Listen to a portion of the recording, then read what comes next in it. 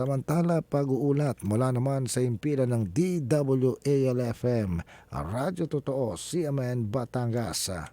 CNN Live Nation. Renz Belda, magandang araw sa iyo. Magandang umaga, Ariel. Magandang umaga, Pilipinas. Umabot sa 162 pamilya sa Barangay Tabangaw daw ang direktang nakinabang sa programang Trust to Bigas ng pamahalang lungsod matapos ang isinagawang pagtitimba ng mga naipong recyclable materials.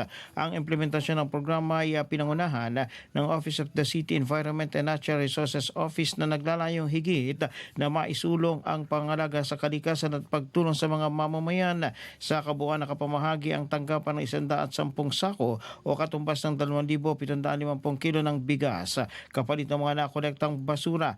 Pinakamalaki na ipalit ni Jason Baez na tumanggap ng 7 sako ng bigas.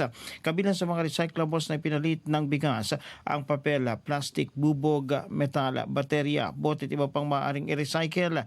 Ayon kay Central Officer Oliver Gonzales, ang programa ay tugon sa layunin ni Mayor Marvin Marino na agarang mapakinabangan ng mga residente ang kanilang pagsisikap sa pamagitan ng direktang pagpapalit ng basura sa bigas matapos itong timbangin. Bukod dito, nakakatulong din ang proyekto sa pagpapanatili ng kalinisan sa lungsod at sa pagbawas ng mga basura nga dinadala sa landfill. Mula sa DWALFM 95.9, ito si Renz Belda ng CMN Batangas nag-uulat live para sa CMN Pilipinas. CNN Live Nationwide. Maraming salamat, Renz Belda mula po sa impilan ng DWALFM, Radyo Totoo, CMN Batangas.